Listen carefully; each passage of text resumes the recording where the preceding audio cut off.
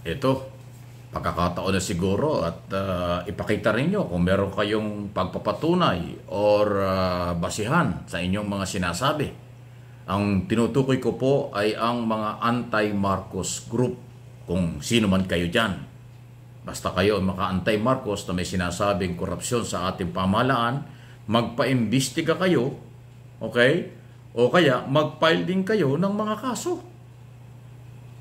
Kasi kahit sinong nasa gobyerno maliban sa nakaupong Pangulo ay pwedeng kasuhan. Okay? Yung mga cabinet secretary, mga manager ng mga korporasyon ng pamahalaan, mga lahat na, ASEC, YOSEC, director, lahat to na, general manager o chairman, commissioner at iba pa. Pwede po niyong kasuhan yan kung may nakikita kayong ebidensya o basihan ng korupsyon o pang-aabuso sa kapangyarihan at sa pera ng bayan. Yan po ang ating sinasabi sa inyo. Kaya ko ito binabanggit kasi 2 taon kalahati na napakaraming paratang ng mga anti-Marcos ng korupsyon, pang-aabuso, kahinaan daw ng Pangulong Marcos. Di ba? Ang dami sinabi. Pati yung flood control project, yung pondo, hinahanap ninyo. Eh, kung kayo naghahanap, ang inyong paniniwala ay mayroong kalokohan. At pag may kalokohan, may korupsyon o may maling paggamit ng pera, ba't hindi nyo madala sa husgado? Ba't hindi nyo madala sa tamang proseso? Ano ba ang tamang proseso? Mag-file kayo ng kaso sa korte. Or mag-file din kayo ng resolusyon. Yung inyong mga kaibigang congressman at senador, mag-file ng resolusyon at mag-imbestiga in aid of legislation para malaman natin kung totoong mayroong basihan o wala ang inyong mga akusasyon. Ito yung aking payo sa inyo at dapat nyong gawin kasi legal yan. Walang pipigil sa pagpapile ng kaso. Wala rin pipigil sa pag-iimbestiga kung meron kayong reklamo o complaint o may mga complainant. Ito yung ginagawa ng Marcos administration.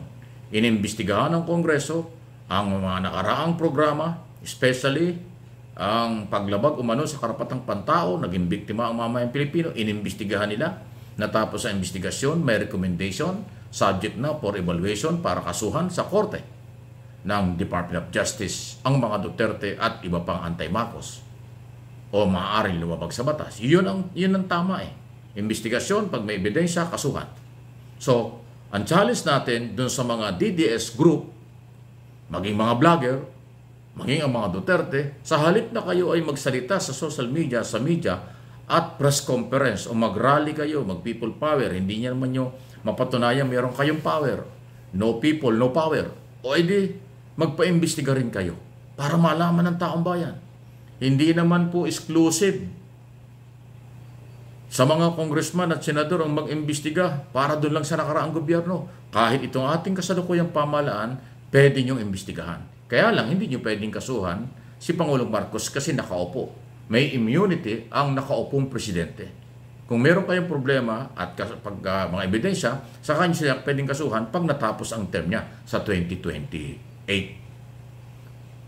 Kaya para parehas, kasi yung pagdududa nyo, hinaharas kayo ng gobyerno, ay di magpa-imbestiga rin kayo. Maglabas din kayo ng ebidensya. Ay baka naman kaya hindi nyo magawa. Wala talaga. Puro fake news. Puro paninira. Tulad ng inyong mga vlogger dito sa Pilipinas at sa abroad. From day one, puro paninira ng personal.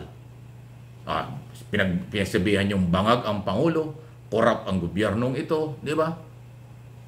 Naglulustay ng malaking pera itong gobyernong ito, mali ang mga programa. Ay, bakit hindi nyo dalhin sa tamang proseso? Bakit social media?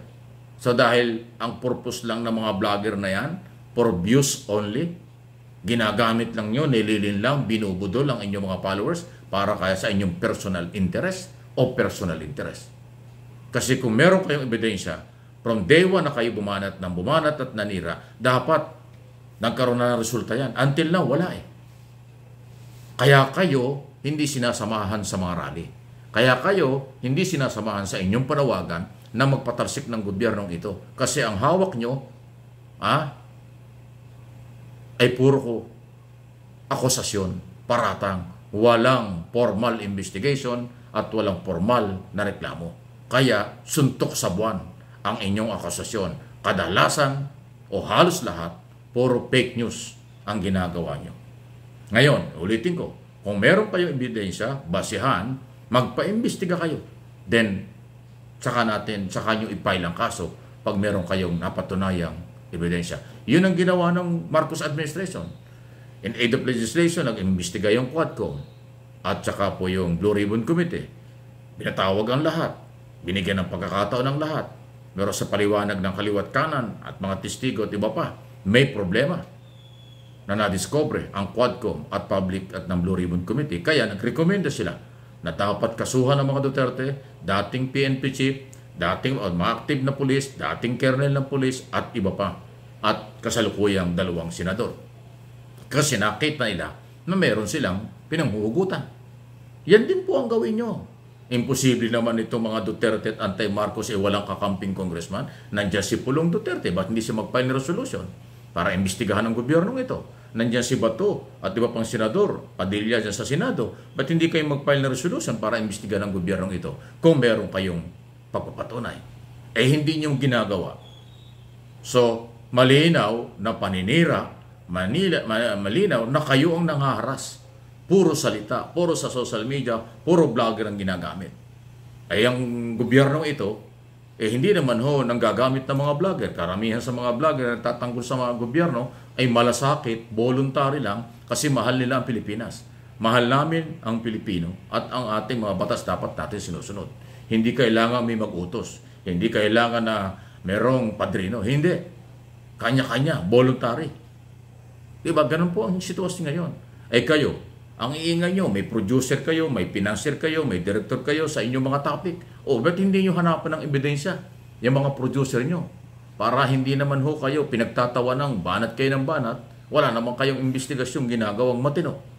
Hanggang paninira lang. Ang ating gobyerno ay meron pong pinanghuhugutan. At lumabas na ang initial na pagpapatunay matapos lumutang ang maraming biktima sa human rights violation, maraming biktima sa illegal drugs, maraming biktima tungkol sa nawala ang kailang mga property na mga sakahan na libu-libong hektarya sa buong Luzon o karamihan sa Luzon, Visayas, Mindanao dahil ibinenta sa mga fake Pilipino ng kunwaring mga Chinese national at yan ay subject na for recover para mabawi. Meron na akong proposed bill after nung hearing na ipinail para utusan ng Executive Department na bawiin sa mga Chinese national ang libu-libong hektaryang kanilang nakuha sa illegal at fake na mga dokumento. Fake kasi nagpakilala silang Pilipino.